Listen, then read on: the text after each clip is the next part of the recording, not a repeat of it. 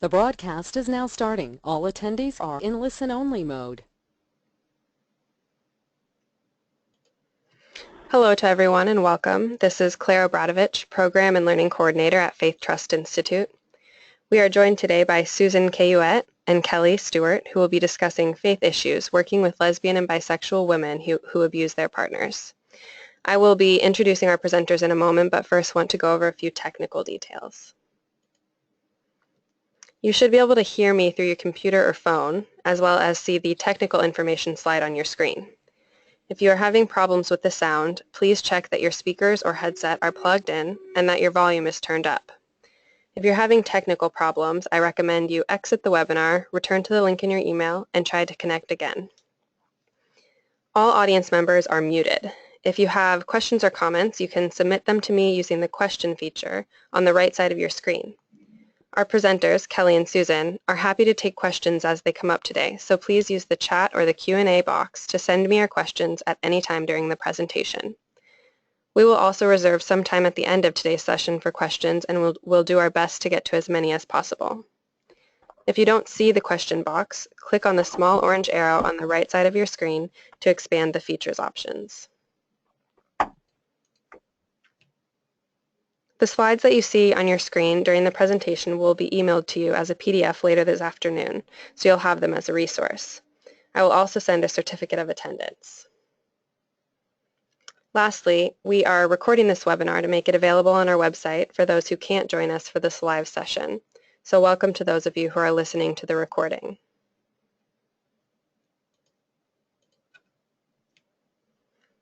Today's webinar is sponsored by In Faith Community Foundation as part of their Ending Family Violence initiative. They have sponsored dozens of webinars in the past few years, and you can find recordings of many of those on our website.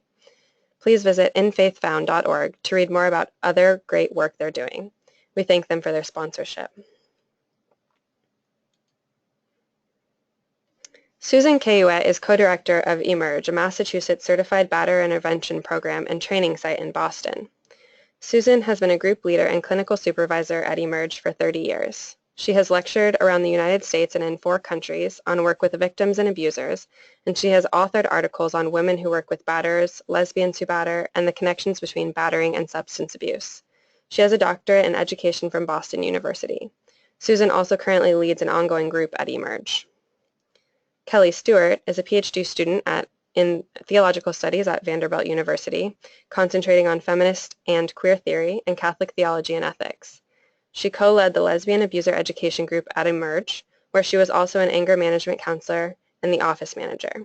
She has a background in faith-based reproductive justice and LGBTQ activism and received her Master of Arts in Religion from Yale University, or Yale Divinity School. So before we get started, we're also going to take a quick poll to find out who's in the audience with us right now. So you should see a poll come up on your screen. And so if you just take a few minutes to answer it.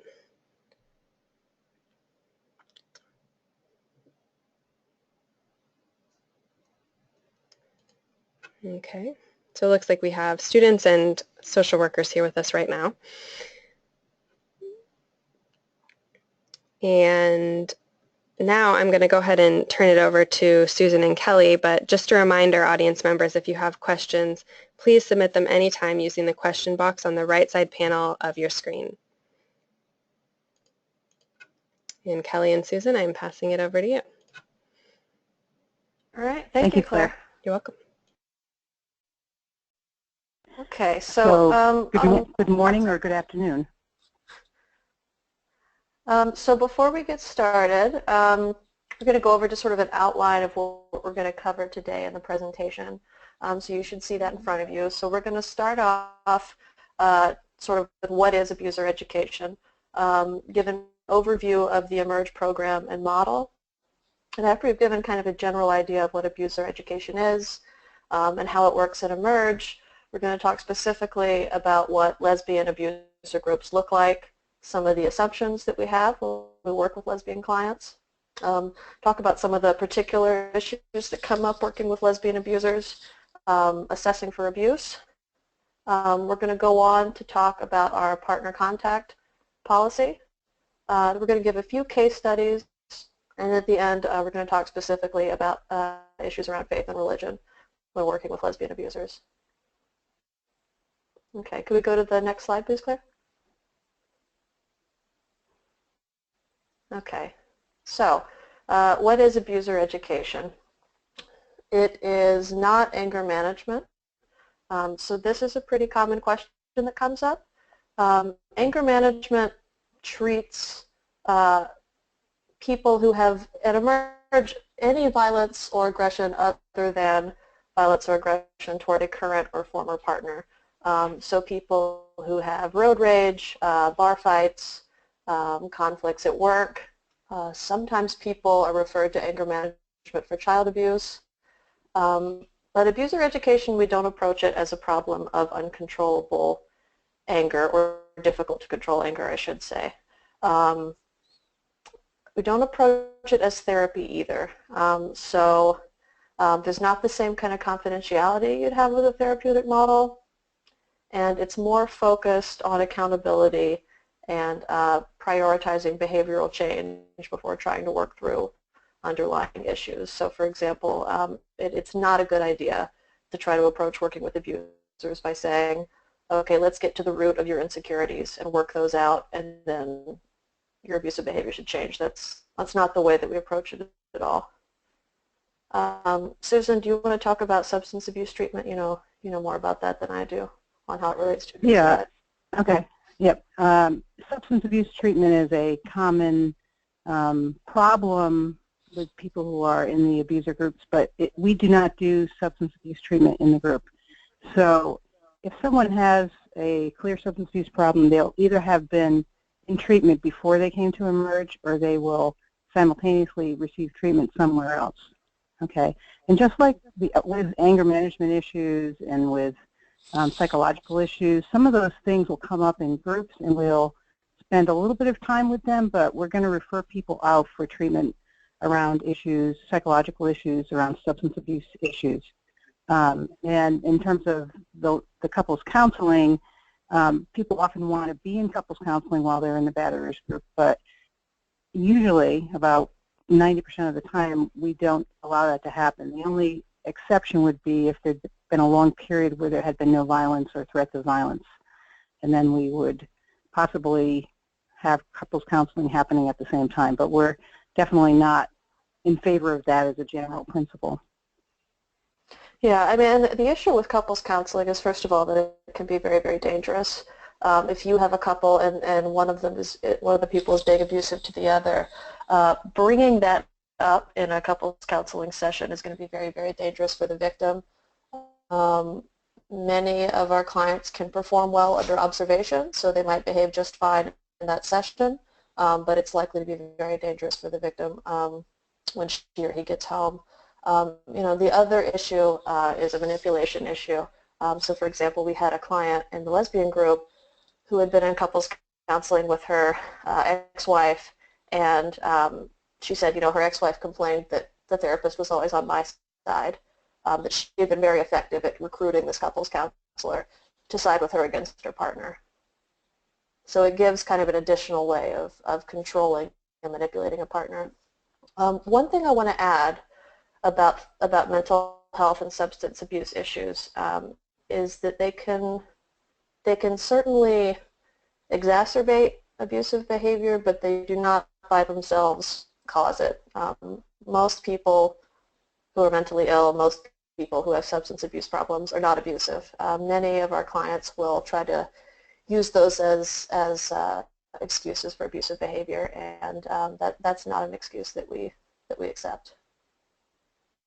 Yeah, I mean, we don't accept it, but I do think that a lot of the LGBT clients we see have been in therapy, and they're sort of psychologically savvy in a way that the heterosexual men are not. Yeah. And also they've been victims because they've been victims of homophobia in society, and as women in general, they've had different ways of being victimized. So they may have sought therapy or been directed to therapy. They may have substance abuse problems. A lot of the people we've seen in the groups that we run have lots of problems, they're abusive, but they also have other problems. And sort of handling that without giving them an excuse for the behavior is really important, that whether or not they have mental health issues or even quote, anger management issues that are separate from the battering or substance abuse issues, they still have to be responsible for the abuse that they do to their partner, okay? That being a victim is not going to be an excuse for abusive behavior towards a partner. Right. Do you want to move to the right side of the slide? Yeah. Okay. So we see the abusive behavior, controlling behavior, hurtful behavior as a very sort of complex series of things. There are social factors that come in terms of the way men treat women and the way that women are victimized in society. There's also individual factors in terms of people's family of origin, their psychological makeup, their experiences with drugs and alcohol. So we have sort of a combination of social factors and individual factors that affect how a person behaves in a relationship. And power and control is sort of the dynamo that runs the abusive behavior, that often people are trying to control the other person, and they'll do it either through positive behaviors, quote unquote, or through negative abusive behaviors. But even what are seen as sometimes positive behavior, like attention and gifts and things that people like, may be ways of actually controlling the person and then forcing them to do things that they may not want to do. Kelly, you want to say more? No, I think that covers it very well. And that's an important point to make, and it's something we try to emphasize with the clients, that the sort of nice guy behaviors, gifts and attention and so on, can also be tools of manipulation. So it's not just about incidents of violence or the obviously negative behaviors when we're talking about patterns of power and control. Yeah, that's Can we true. go to the next? Can we go to the next slide? Yes. Yeah. Okay. I'll talk a little bit about the program in general. We've been around for about 40 years in Cambridge, Massachusetts, and we primarily deal with people who are abusive in relationship, although we also currently run programs for anger management, which is anger and abuse towards non-intimate partners. Okay. We also do a parenting group for abusers too. So we're doing primarily battering intervention. We do these other two things as sort of an adjunct to what the main purpose of eMERGE is.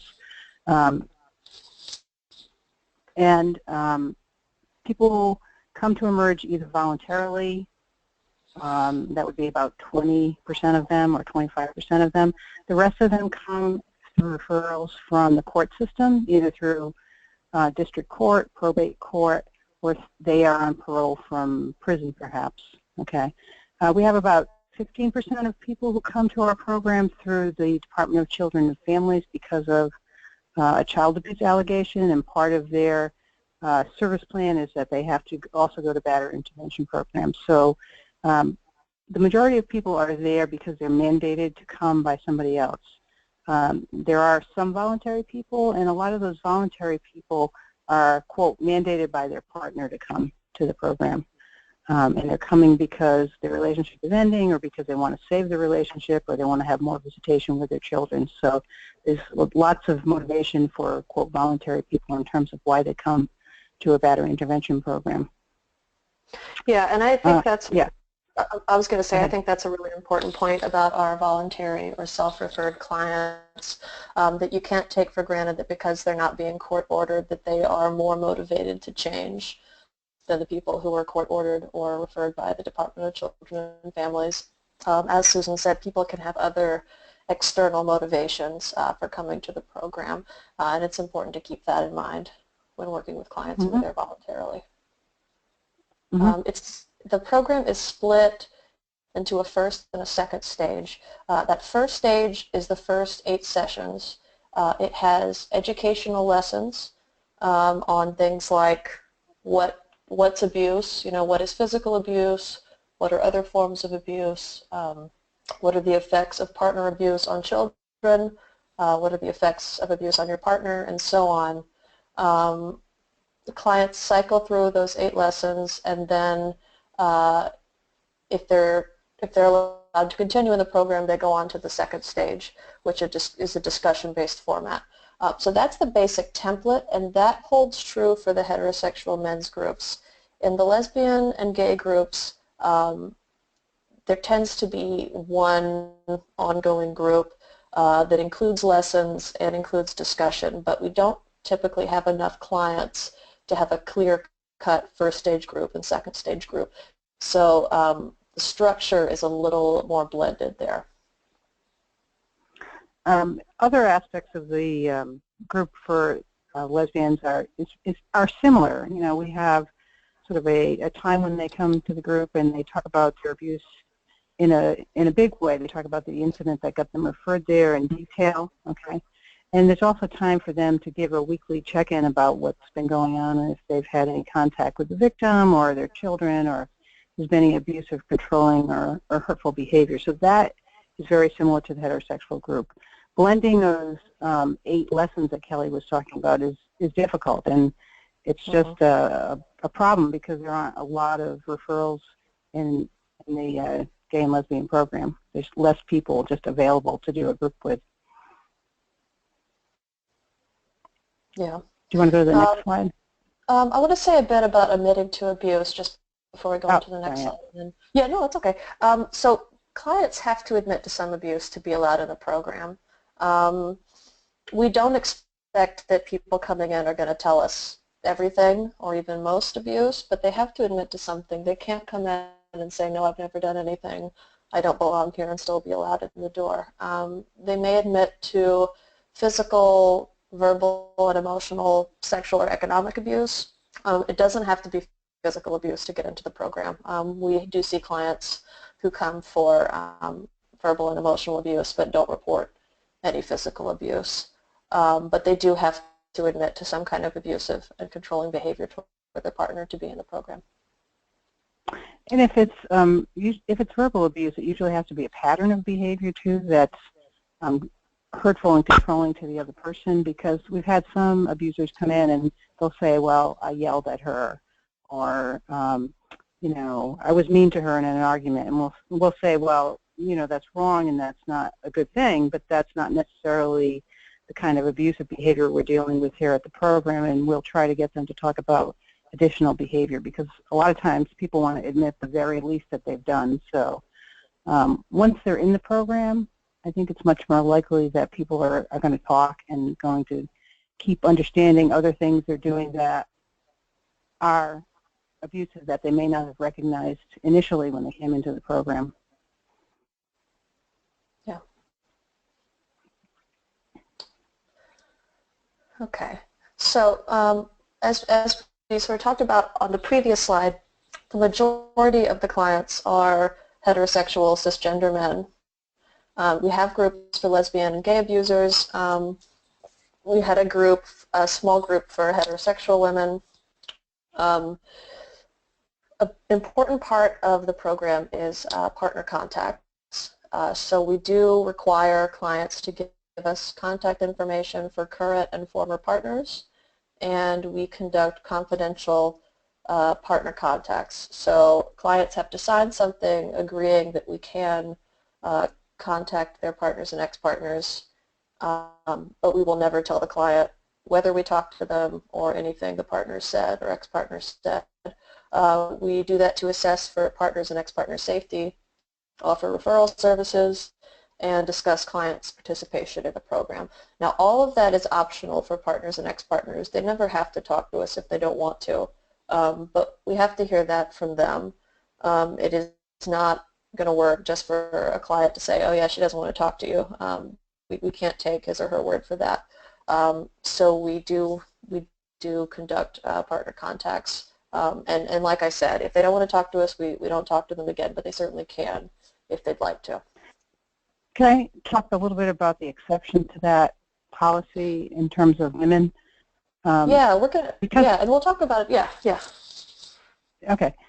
Just because there are many women who are abused, who are in a different relationship, let's say in the lesbian group, but they've been abused in a previous relationship, we're careful to try to not call the previous batterer, or current batterer actually, because sometimes somebody will be in our group and they'll be currently battered, although they've been the abuser in another situation, okay, that they got arrested and referred for. And we don't, if possible, we don't want to call their batterer and give them the same kind of information that we would give to a victim. So we'll talk more about it later, but we try to be really careful about who we're calling, especially with both heterosexual and lesbians and bisexual women. So. Right. Okay, can we go to the next slide? I think that's good for now, yeah.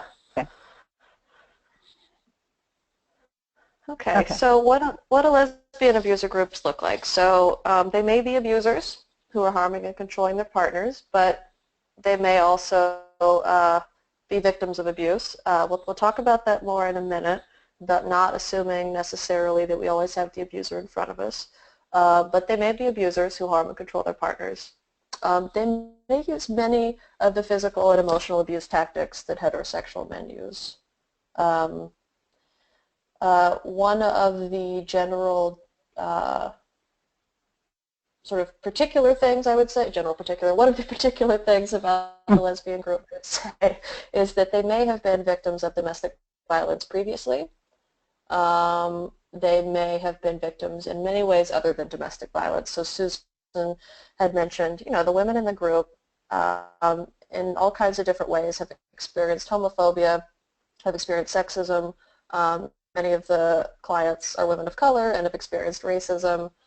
Poor working class clients have experienced oppression due to their class.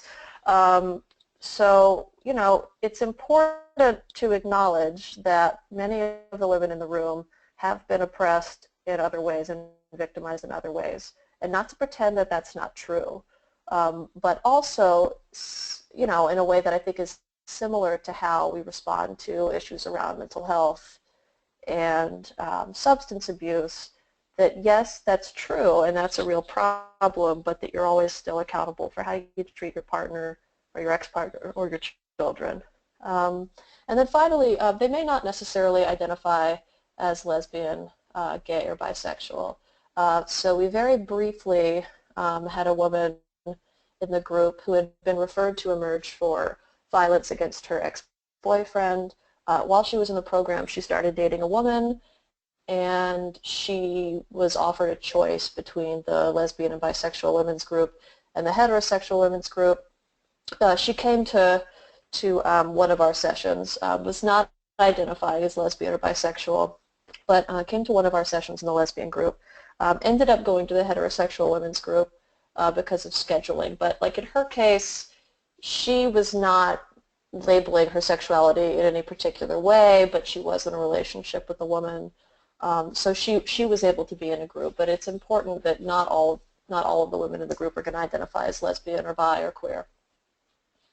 We had another woman before that too who was there, and clearly kept saying she was heterosexual when she checked in, just to make sure that we knew that and didn't assume that she was lesbian or bisexual. But we did talk to her about who was she abusive to and who was she in a relationship with when she was abusive, and she was with a woman partner, and she was physically abusive to her, but wasn't comfortable identifying as lesbian, gay, or bisexual. So, our perspective was, well, that's okay. That's where she's at, and it works for her.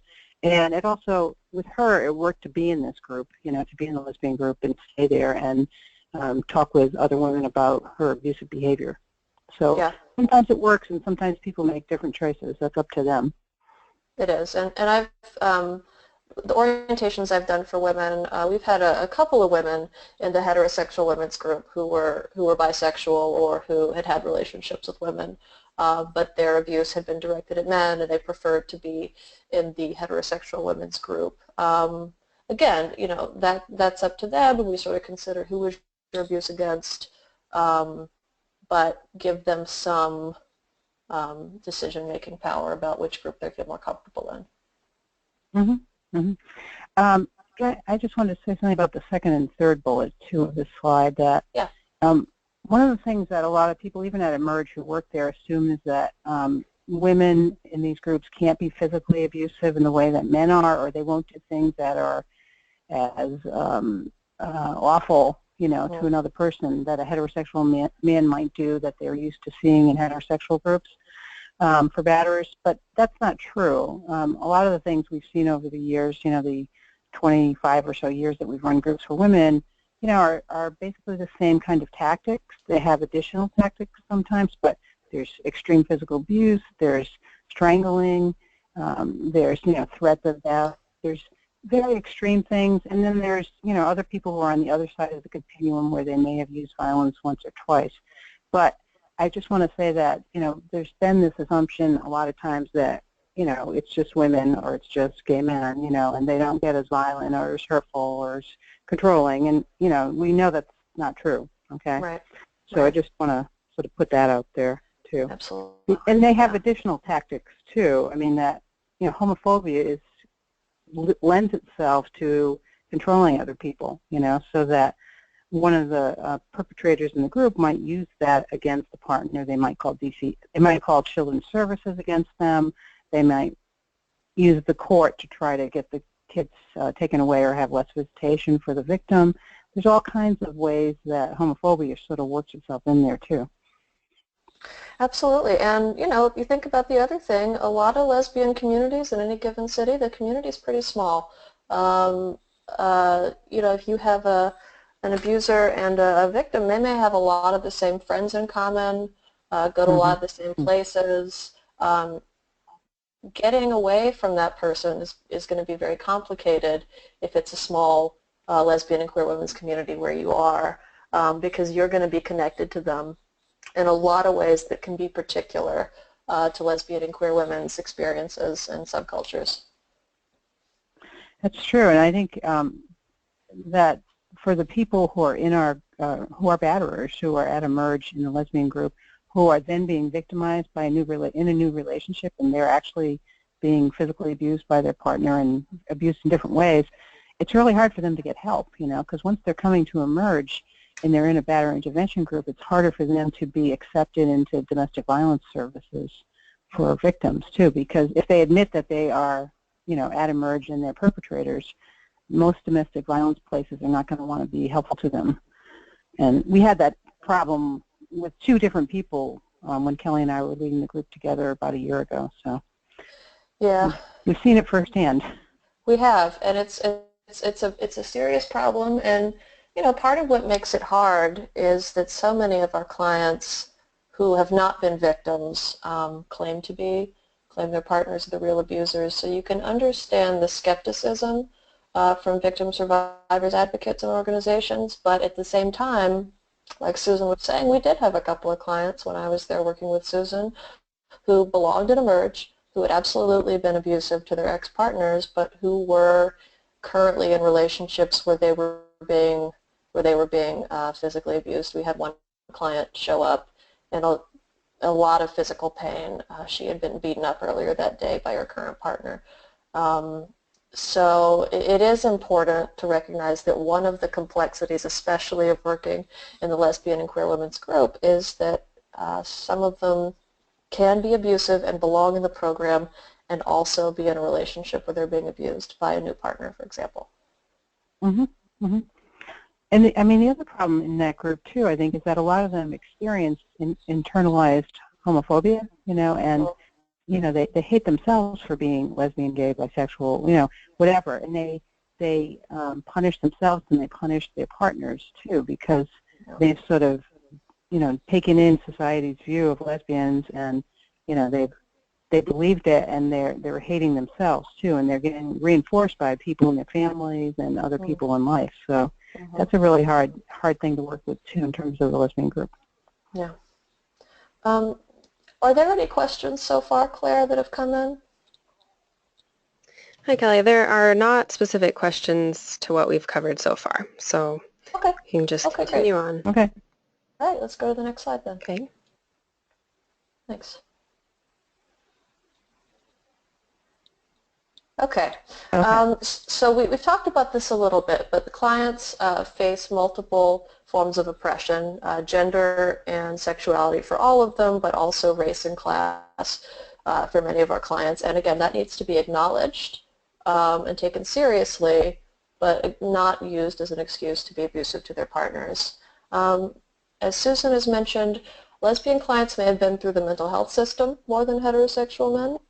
So what this can mean in part is that, again, they can have more psychologically sophisticated excuses for their behavior.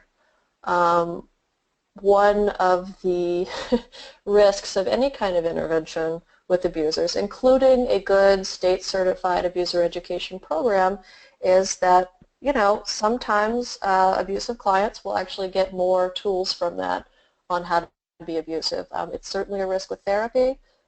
It's always a risk with couples counseling when there's ongoing abuse, and it can be a problem that you have to think about with abuser ed. Even in a good program that's run well, clients can sort of turn that to their advantage and wield it against their partners. And again, lesbian clients, or other clients too, who've been through therapy will sometimes have more sort of psychologically sophisticated ways of doing that. They may have learned survival tactics that they use against their partners. One example that comes to mind, and we'll talk about this with the case studies a little later on in the presentation, is we had a client who had really had to look out for herself the entire time she was growing up, and had developed this very intense kind of self-centeredness that I think had protected her in many ways and probably had been necessary for her in many ways, but in a relationship it was causing her all kinds of problems because she was being inconsiderate in general, but also being abusive. I mean, more than inconsiderate, but had this kind of survival-based self-centeredness that contributed to her choice to be abusive to the women that she was involved with. And then, as we've reiterated again and again, they may have complex life problems. Women in the group who are homeless or who are struggling with mental health and addiction-related issues, problems with their family. There may be a whole host of issues in their lives that are legitimately very difficult and again, warrant acknowledgement and compassion, but at the same time cannot just be used to excuse or dismiss their own choice to be abusive to their partners or ex-partners. Mm-hmm. The other example I think of in terms of tactics of survival we've seen a lot is lying. You know, that we've had, as you were saying, a lot of women who have family problems, and a lot of them grew up in the child welfare system and in foster families and on the street, some of them, and you know, lying and cheating people, and you know, and defending yourself sort of was a way, has become a way of life, and it's very hard for them to then adapt to treating people with respect in a relationship, you know, and they're going to continue to be abusive if they don't change, you know, and it's a very long, hard process to change, I think. So we are attentive to their other problems, you know, like several of them have been homeless, you know, and while they're in crisis, we sort of realize that they're not going to be able to pay attention to what's going on in the batterers group. So we do want them to, you know, try to get a stable living environment, try to get their mental health and their medical issues taken care of, because a lot of people have all kinds of medical and mental health problems that they don't have insurance to deal with or they don't know how to deal with, and it's really interfering with their ability to listen in the batterers group too. So, you know, we can't solve their problems in the group because there's just not that much time, but we can definitely refer them for, you know, help somewhere else and try to encourage them to do that, you know, sort of like a minimal kind of case management approach in addition to what we're doing in terms of their abusive behavior. Right. It's like Maslow's hierarchy of needs. You know, we've had people who are like living under bridges and don't have money to eat, and you know, so then you bring them into the batterers group, and it's going to be really hard for them to listen to what we're saying about how they should change their behavior, because really what they're thinking about is, we had this with one of the women, she ended up sleeping in ATM one night after she left the group. She told us, but how do you listen to what we're saying when you have these basic life problems overwhelming you? So we try to do both. We try to be helpful at least around that, and also to continue to hold them accountable for their abusive behavior, because nothing's going to get better if we stop doing that. Right. So Okay. Want us to the next slide? Yeah. Okay. Okay. So we do not always assume we have the abuser in front of this.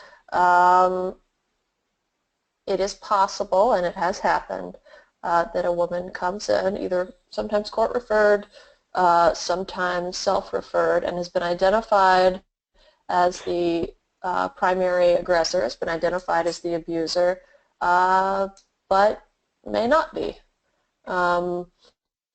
It could be because she has been arrested for using force to defend herself. It could be because she has a partner who is abusive to her and has persuaded her that she really is the problem, and she's the one who needs to get help. So that's where you might see it with the self-referred client. But you do have to be aware when somebody comes in that you don't know everything about that person walking in the door. And this can be true with clients who have used physical force. And this is a complicated issue, especially when it isn't clear-cut self-defense, you're being attacked and you push the person away. It could be that there's been ongoing abuse for years, and there have been times where the victim has retaliated, where it's not obvious self-defense, where it is more abuse reactive in the sense of someone who's been subjected to harmful and controlling and violent behavior for a very long time and has responded violently in more of a retaliating way than a self-defense way. So that is one of the really complex things about working in the lesbian group is, as Susan mentioned, you have to be careful with things like partner contact. So we're going to talk a little bit about that in a minute. But you don't want to call up someone's abuser and give her a bunch of information about how the client is doing in the program or what kind of behavior she's reported. That's very dangerous, and it's certainly not fair to that client if she's not actually the one who's being abusive. Mm-hmm. So just to be clear, somebody may have been abused in a previous relationship, okay, and they may respond with force, okay, in that relationship, and that might have been appropriate because they were a victim and being abused. However, in this new relationship where they're not being abused physically and they're not being threatened, to then respond with force would not be okay, even though they have a history of domestic violence in their past, okay? So that's definitely what we're saying. We're not saying it's okay to use force in a relationship because you were in an abusive, different relationship in the past, okay? Okay. There was another example, too, of being abusive. I've forgotten it now, though, so sorry. Go ahead. And then, that last point before we move on, the unselfish self-care is important to the abuser and may ultimately help the victim. Susan had mentioned the hierarchy of needs. We want clients taking their medication if they have medication. We want them eating regularly. We want them sleeping. We want them to have relationships outside of their relationship with their partner, because if you have a client who has nothing to do all day but be thinking about what their partner's doing and sort of stewing in their own thoughts, or if you have a client who's under an enormous amount of stress and is not able to take care of herself, or that's going to hamper her ability to listen to what we're saying, and it's going to make it harder for her to change. So when we talk about unselfish self-care, the unselfish point is important. Many of our clients, heterosexual and lesbian and gay, are very, very self-centered. So we don't want to talk about self-care in a way that's going to reinforce that. But taking care of their basic needs and taking care of themselves in a way that is respectful of others can be important to their having the kind of emotional resources to listen to what we're saying and make the changes that they need to make to their behavior. So it can be a piece of helping them take advantage of the program. Okay. Can we go to the next Can we slide? go to the next slide? Yeah. Okay. So the important thing, I think, is that we want to acknowledge the past abuse they've experienced, that they have been victims in different situations, both in relationship and in society, and they may have been victims of rape or sexual assault as children. So we want to acknowledge that. We don't want them to feel like, we're not going to respond to that, okay? And we'll give them referrals to appropriate, if they need therapy or a support group in the community, for sexual abuse or for rape, we'll give them that. And we'll be verbally supportive in the group, but that, again, won't be the primary focus of what we're doing in the group. Okay, in the group, we're going to be looking at their abusive behavior towards in their current relationship or the relationship that led to the referral to a batterer intervention program. Okay, so despite our feeling concerned about their past abuse and trying to be helpful to them, we're still going to be demanding accountability in terms of what they're doing now. And that's the point I think a lot of women sort of have trouble with. A lot of the abusers in lesbian groups sort of say, well, I've had a terrible life and I was abused, so don't be too hard on me, in terms of how I'm treating my current partner or the person I victimized. And, we still want them to be accountable to that person, despite what they've experienced in the past, because it's not fair to their partner, that we would sort of give them a pass because they've been abused in the past. Okay. Right. Okay. When we run the group, we actually want them to talk about what they did, but also sort of the negative thinking they had about the person, about the circumstances that led to the abuse.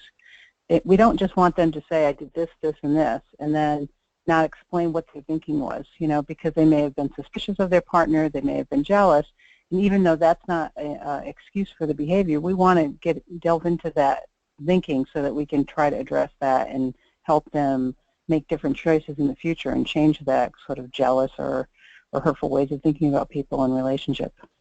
Right. Okay, can we go to the next slide? Yeah, let's do the next slide. Next slide.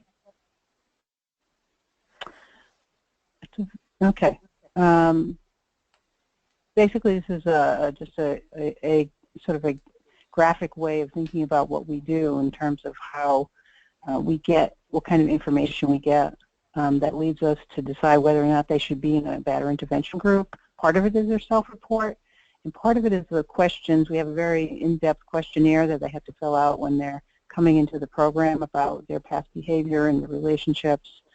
If they've been arrested, we'll get police reports from probation, their criminal history, and if they're involved in the child welfare system, we'll get reports from them if possible too, and we'll try to talk to the workers. So, I mean, the key thing is we're trying to get information from parties that have it, and we're also trying to talk to probation. We're trying to talk to the child welfare worker. If they have a psychologist, counselor, we'll try to talk to them about what's the goal of the work there. Do they know they've been abusive to their partners? Do they know what they've done? And try to get some reality into that kind of psychological relationship too, in terms of what we know, because many times what they tell us in the batterer intervention group is different than what they tell their counselor. Their counselor is getting the rosy picture, and we're getting the less rosy picture, I would say, and sometimes a more harsh picture, and they don't want to share that necessarily with other people. So, we try to do partner contacts, and we use the group process too, just being in the group for the first 8 weeks or so to try to get a sense of, are they the abusive person and are they in the right place? Given all that other information that's on that sort of purple gradient, does all that lead us to want to send them on for the next 32 weeks in our program? Right. Want to look at the next slide? Yeah. Okay. Okay.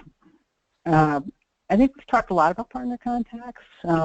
We do them to help the person who's been abused and give them information about what's going on with the perpetrator, because we're giving the perpetrator different kind of information at a batterers program. We want to make sure that the victim has the same information, so they're on a sort of level playing field in terms of that the batterer is not getting just support at a batterers program, for their behavior. We're actually confronting them and trying to get them to change their abusive behavior. So we're trying to explain to partners what's going on at the program at minimum, and at maximum, we'll actually listen and talk with them about what happened and what the abuse was, if they're interested in doing that.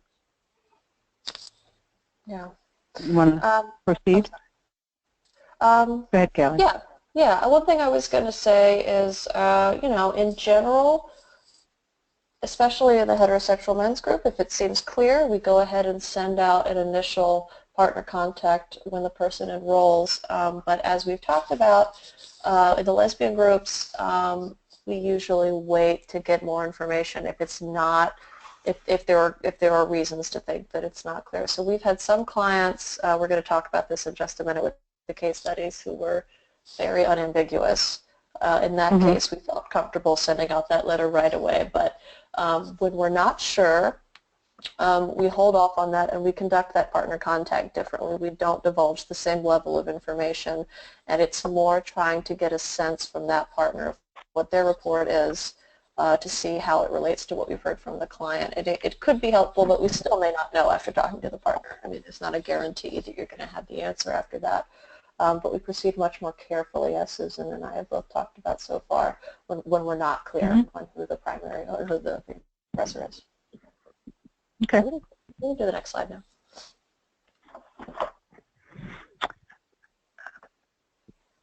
Okay. Do you want to? Why don't you start this off, Kelly? Yeah, I'll talk about Anna. Okay, so we have a few case studies for y'all.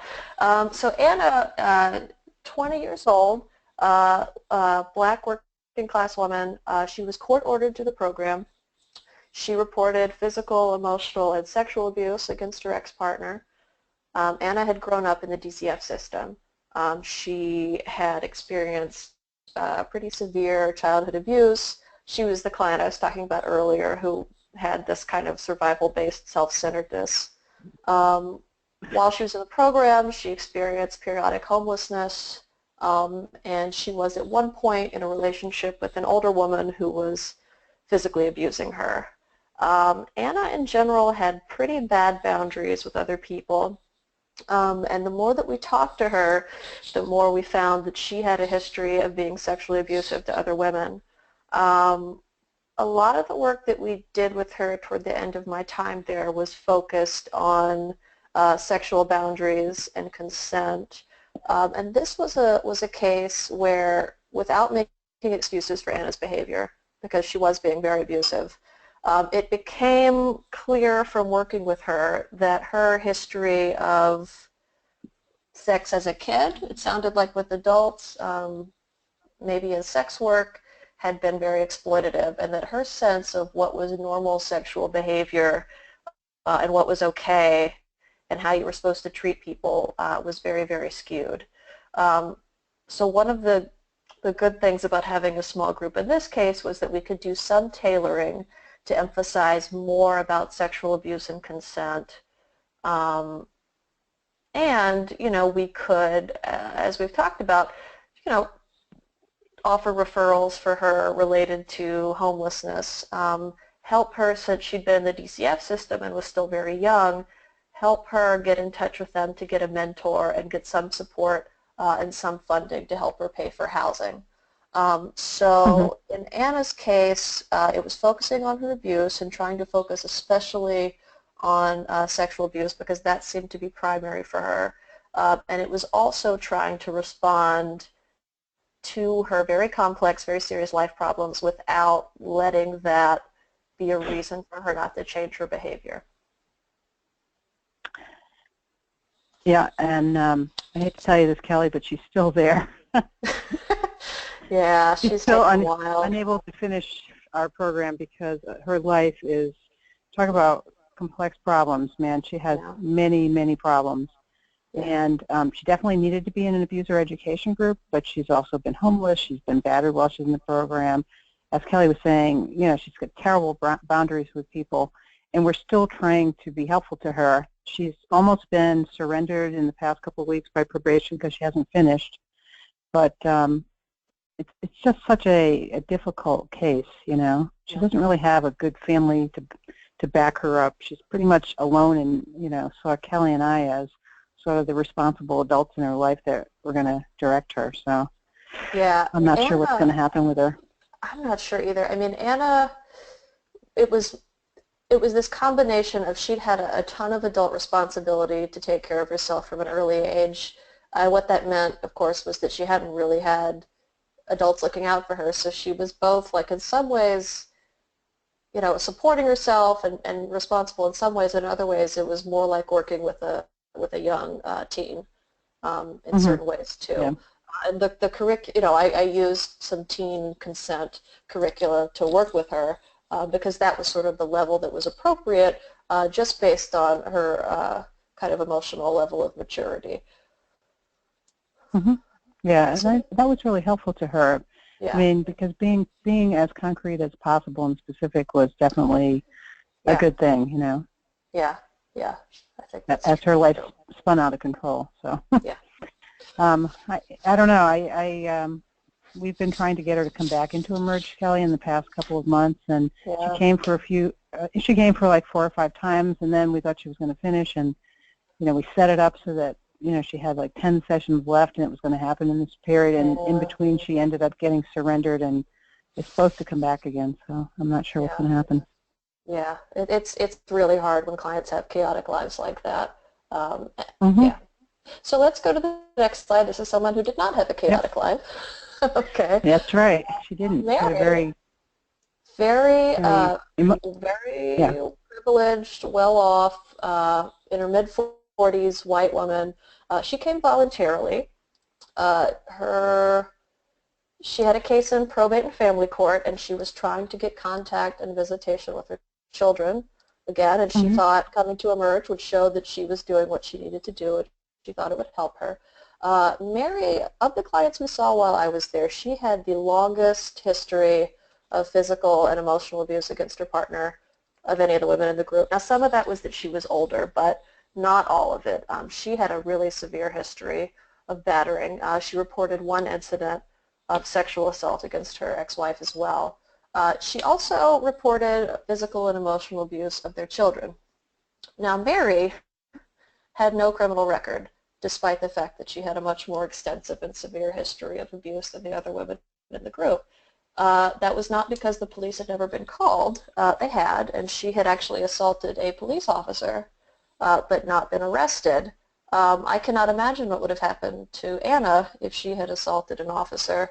But Mary, I think, was protected by her class and her race and the neighborhood that she lived in, and she was handcuffed and then she was released with no charges and no arrest.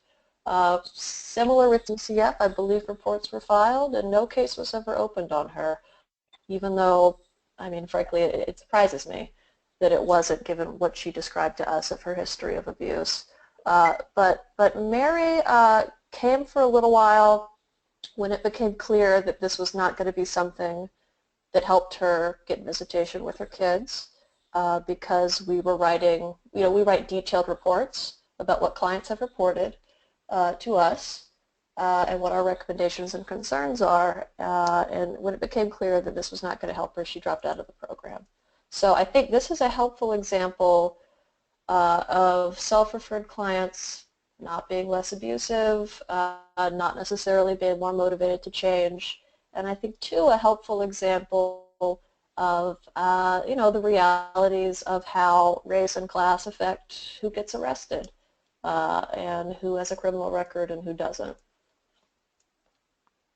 I think what was good, though, about this was, well, we didn't see her for very long, but that we were able to write this really detailed letter about her abuse because she had described it in fantastic detail that is sort of unbelievable when you think about it, but I don't think she ever thought we were going to write it down and give it to the court, which is what we did. So in a very descriptive way, we gave that information to the court, which was helpful to her partner in terms of keeping Mary away from the children who she was abusive to. Yeah, Mary was probably the most remorseless person we had in the group. And I think she told us so much in part because she thought we were going to be on her side. She felt very justified in what she had done. And I remember at orientation, when she described some of her physical abuse of the kids to me, she kind of laughed and said, yeah, my partner thinks that's abusive. What do you think? And I think was unpleasantly surprised when I said yes. You know, that's physical abuse. So with Mary, the fact that she felt so justified, and the fact that I think she felt so protected because historically she had been, led her to admit quite a bit of abuse to us. Even though she still blamed her partner, she still blamed her kids, we got a lot of information from her, and it was helpful to us, and I hope helpful to her partner, because we were able to write a very detailed report. Mm-hmm. Okay. Do you want to go to the next? Did you have something more about Mary? Do you want to go to the next case study? No. I was wondering if you wanted to skip to the faith issues slide. Yeah, we can skip the last case study and just talk about religion before we wrap up and take some questions. Okay, and I just wanted to make a quick announcement to everyone. It looks like we're going to just run a few minutes over today, but I wanted to be respectful of your time. So if you need to leave, a recording of this webinar will be available to you later this afternoon. But we'll just continue on with the presentation now. Okay, thank you, Claire. Okay, so heterosexual men do seem to refer to faith and religion quite a bit more than the lesbian clients. They also seem to use religion against their partners much more, and I say that based on what the clients themselves have said and based on what partners and ex-partners have said in partner contacts.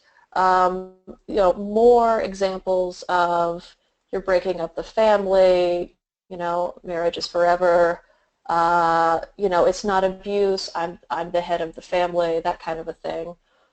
Issues of faith and religion pretty rarely come up in the lesbian groups.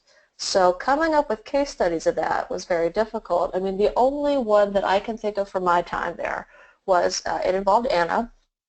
She had made plans with another woman to meet up, and I think Anna was hoping to have sex with her. And the other woman didn't show up and didn't respond when she called, and then later said, "Oh, I'm sorry, I missed your call, I was in church." And Anna said, "Oh, what, are you celibate?" This was the only example that I can think of from my time there where we had a client denigrating, for example, you know, using religion in a certain way. In this case, by denigrating or belittling women's religious practices. You know, mocking her, "You must be celibate if you're at church," instead of out, you know, with me. But it's just not. I'm sorry. Go ahead. Go ahead, Susan. I was just thinking how different Anna's life would have been if she had had some kind of religious background, you know, a faith to sort of rely on and have the support of the community too. But she had none of that, you know, and that's sort of the sad part about the lesbian group, that they haven't hooked. In the next slide talks about why they're not involved in the faith community, but it's just such an absence, you know, in terms of these groups as opposed to the heterosexual men's groups. Yeah, it's true, and it, you know, what you hope for, and this does not always happen, unfortunately, but what you hope for is that not only that they're going to have a community, but that there might be someone there helping them, help keep them accountable.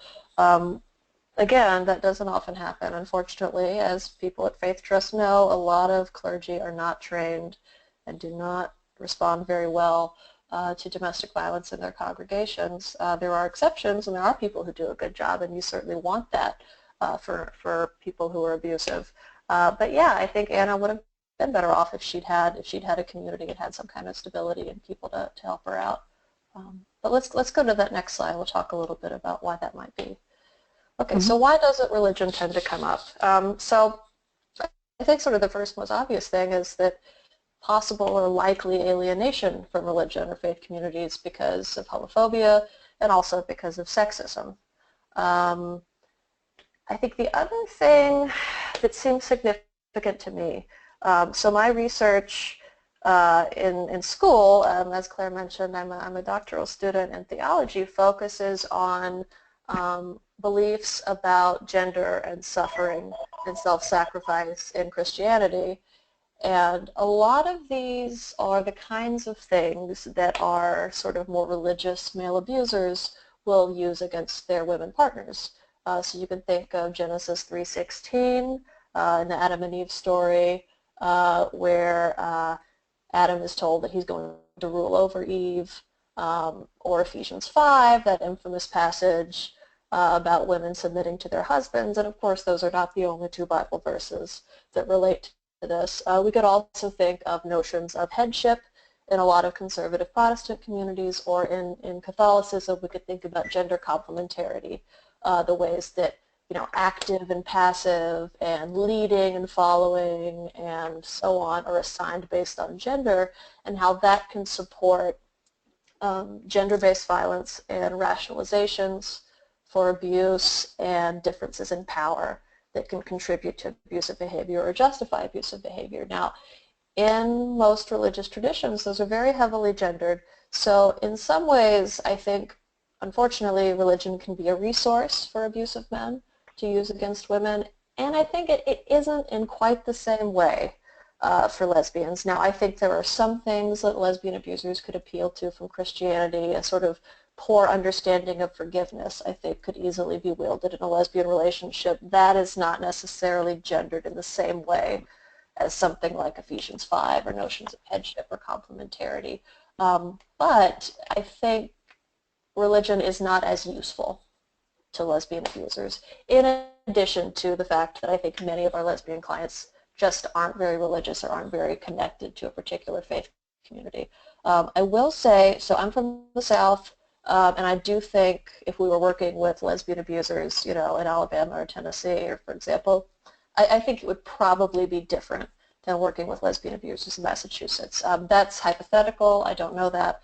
I have not led abuser groups in other parts of the country, but my sense is that we might hear more about religion in positive and negative ways. It just might be more of a factor in more religious parts of the country. That's my guess. But for all of these reasons, it just doesn't seem that it comes up in lesbian groups in the way that it does for hetero men, in positive and negative ways.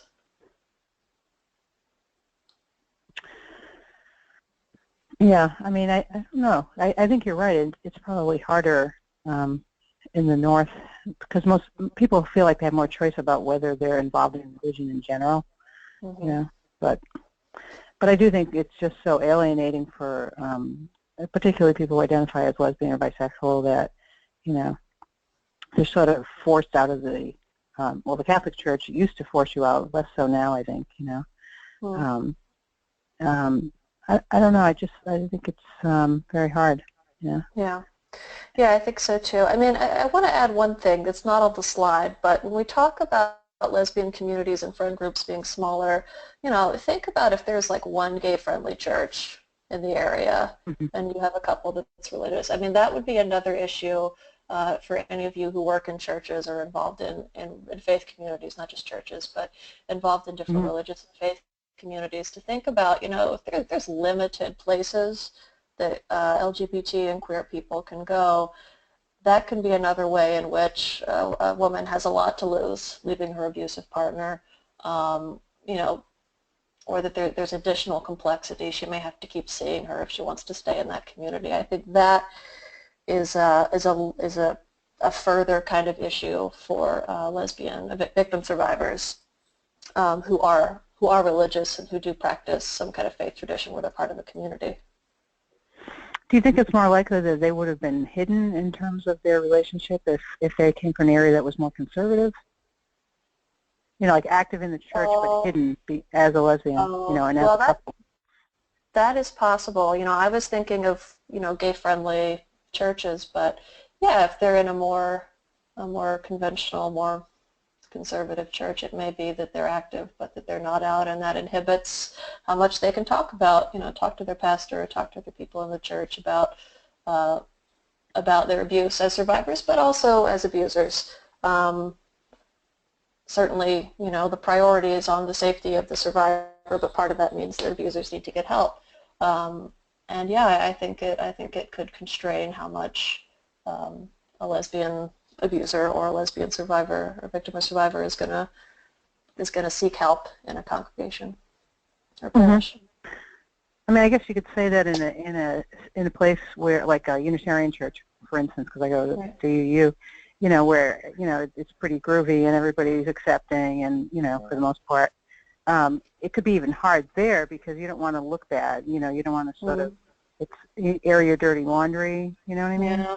And even though it's like a supposedly open environment, if you're the abuser or the victim, it might be really hard for you to bring that up to people because, they're so intent on being like positive about, gay people. Yeah, and that positivity can, it has an unfortunate side, or it can. Absolutely. And I think some of the issues in faith communities are going to be the same or very similar with lesbians as with heterosexual abusers. Think about the likability of many abusers. Not all of them by any means, but, a number of them are very personable and can be very charming and may have leadership roles, maybe pastors, of course. That's true. And, for a partner to say, actually, she's abusive in private, that's not who she is at home, puts her in a very difficult position, especially if this is someone well respected. And, you think, people want to support, people in liberal churches want to support the nice lesbian pastor.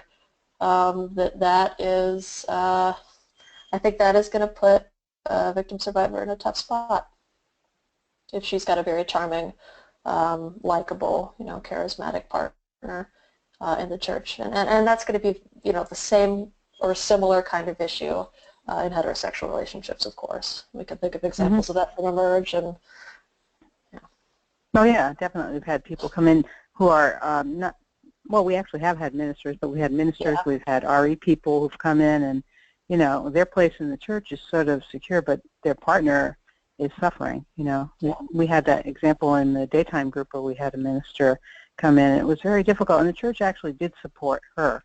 Yeah, they did a good really job. Good, I think. They did a great job, yeah. I was very happy with them. Yeah, that's not always the case. That's not typical, unfortunately. Yeah, but but that was great. Yeah, they did a very good job. Yeah. Well, I think that's it. I know we've got a slide of resources. I know people are going to get a PDF of the presentation. So the Northwest Network services for LGBT survivors, and the Network LARED is also that. The Network LARED is based in Boston. And then, of course, Emerge, based in Cambridge, Massachusetts, and we have abuser groups and for lesbian and gay people, and then we can see clients individually as well if they can't go into a group for some reason. Are there questions, Claire? There have been several questions, but you've answered a lot of them in the last several minutes. I think we can just do one question, and you did cover this, but we had someone write in that says, I am a pastor and helping to support a congregant who has suffered severe abuse most of her life and more recently has been charged with abusing her current partner. How do I, as a pastor, affirm her survival but also help her understand the need for accountability? That's a great question. That's the kind of question we face in the group too. I think. I think that you can acknowledge and be supportive in terms of their history, but also have expectations about their current behavior. And sometimes that's hard to do, and people forget that part. They're so busy, offering support, because somebody has been abused in the past. And I think it's really important to think about the current victim too, and try to,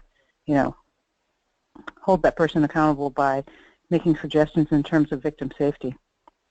Yeah, and one of the things that I say, so I was a divinity school student, and I have a lot of friends who are priests or who are pastors, and when they ask me, what is my ministry to someone who's abusive, it's to help hold them accountable. It's to help them change their abusive behavior. So, I think it's exactly the right question that you're asking. I think it's a really good question, and that balance is very difficult. For us, the approach is, even when we're compassionate and even when we want to be helpful to abusers who do have, trauma histories, who do have very complex lives, that the safety of the victim and justice for the victim does come first. We care what happens to the abuser too, but the priority that guides that is what is best for the person that they are abusing. Challenging any kind of quick and easy forgiveness kind of stuff, any expectation that their partner is just supposed to let it go and be okay with it. I think bearing in mind what we've said about anger management and couples counseling and therapy and the problems with those approaches to domestic violence, I think supporting their victim and talking to them about accountability and giving them, if they're looking for referrals, giving them information about state-certified batterer intervention programs in your area, which you can find. I believe the National Domestic Violence Hotline can give you that information wherever you live. That is what I would say, because, yeah, you want to be compassionate, but you can't let that be an excuse for them to mistreat their partner. Absolutely. Also, if anybody wants to contact eMERGE with questions like that, too, I'm happy, you can ask for me, Susan. I'm happy to, brainstorm with you in terms of what might be appropriate, in terms of, from our perspective, at least. Yeah. Thank you, Kelly and Susan. I think it's time to wrap up. Do you have any final thoughts you want to share? I think I covered everything, that we wanted to talk about. I wanted to say thank you, Claire, and everybody who showed up today. I really appreciate it. But I don't think I have any sort of additional final words. What about you, Susan? I think I miss working with you, and I wish you weren't in graduate school. Does that count? Yeah, I'll take it. I'll take it. You'll take it. Okay. Have a happy holiday. And thank you, Claire. Thank you so much, Kelly and Susan. So I just wanted to, thank you guys both again for leading this conversation and sharing your wisdom and experience in working with women who abuse their partners. And also thanks again to the In Faith Community Foundation for sponsoring this webinar. Just also wanted to point out that on January 15th, we have our Meaningful Voices online book club, where we will be discussing Faithfully Feminist, Jewish, Christian, and Muslim feminists on why we stay. And then when you close this webinar window in a few moments, you'll be prompted to fill out a short survey. We would be grateful if you took a moment to complete it and give us your feedback about this webinar and any ideas or suggestions you have for us regarding future webinars. We really appreciate your being part of this conversation, so once again, thank you for joining us, and this concludes today's presentation. I will email the presentation slides to you later this afternoon. Take care.